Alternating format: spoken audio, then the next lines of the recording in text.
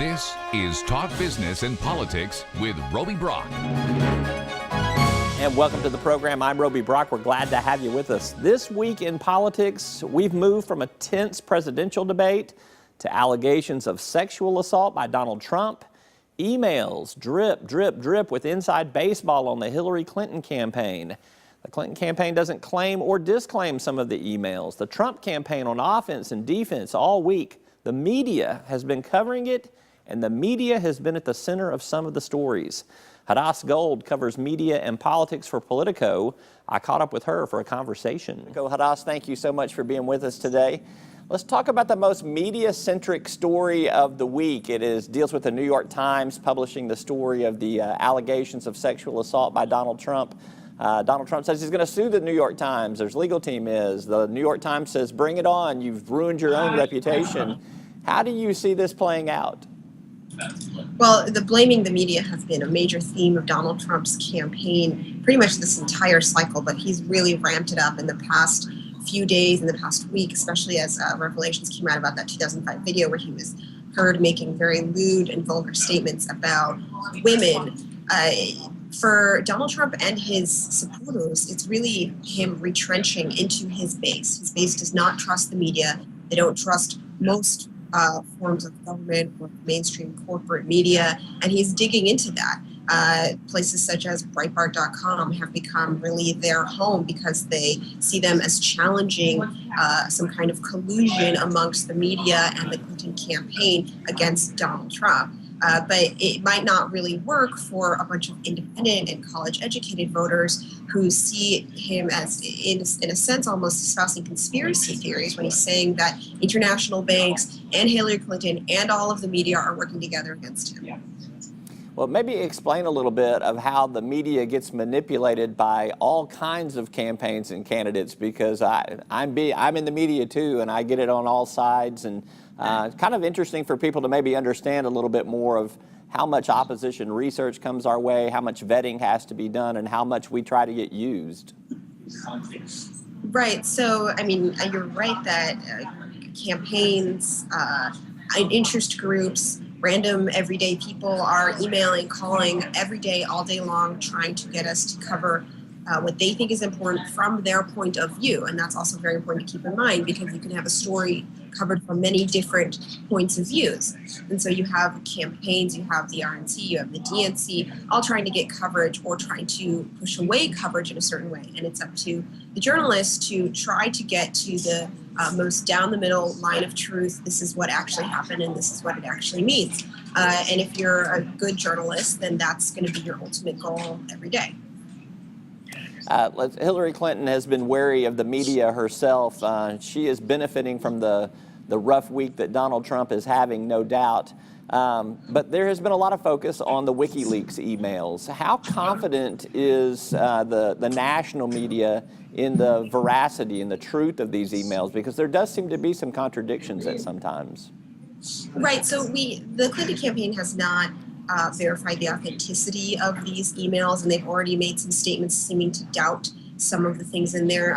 There was some stories that a U.S. intelligence official said that there was some fabricated speeches in the emails. We still don't know because the Clinton campaign won't verify them, and I doubt that they will ever verify that they are authentic. There do seem to be some true emails in that trove that WikiLeaks continues to be posting online, these hacked emails, because we can verify them based off of what was happening at that point in time when the emails were going back and forth, and based off of just reaching out to people and asking them about these emails. So this is something that we do have to be careful about when it comes, and just like what we were talking about with opposition research, you always have to verify where something is coming from. You have to go seek it out yourself and research it yourself, and you can never assume that something from a place like WikiLeaks or something from an opposition researcher is a completely clear and true version of what may have happened. All right, we're going to take a quick commercial break. We're going to be back with Hadas Gold of Politico right after this word from our sponsors.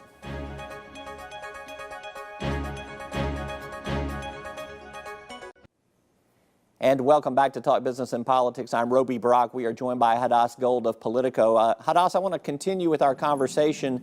The media has come under some intense pressure at some of the Donald Trump rallies. He points them out. He singles them out. The crowd can at least say a lot of things in terms of rhetoric that is particularly violent. Even had some that have had to be escorted out of the rallies at the end of them. Do your colleagues at the national level, do they think this is just a little bit of a show, or do they feel a present danger, a clear and present danger? I think my colleagues are starting to increasingly feel threatened. And not just threatened that they're going to get yelled at, which has been happening for the entire year, but they're starting to feel increasingly threatened by a physical harm in a way. We had some instances where the Trump supporters were leaving signs on the media's tables where they work that had swastikas on them that said media. You're referring at one point to Katie Tur of NBC News, where the Secret Service actually escorted her out to her car for her own safety because Donald Trump had called her out at the rally and people were starting to leer at her and yell at her. So it's kind of ironic that the candidate's own Secret Service crew were escorting out somebody because the candidate had pointed her out and the crowd was reacting. Increasingly, as the media enters these rallies, they get boos from tens of thousands of Donald Trump supporters. People will often come up to the press in the area where they sit, yell at them, scream at them, obscenities, all types of things, taking pictures of them to try and say that they're going to call them out. It is really getting quite a bit frightening for people so far. And hopefully it'll stay this way. There hasn't been any sort of major case of violence against the media coming from some regular supporters in the crowd. There have been some instances of security and media, but we still have more than 20 days to go, and it's just seeming to get worse and worse, especially as the candidate eggs them on.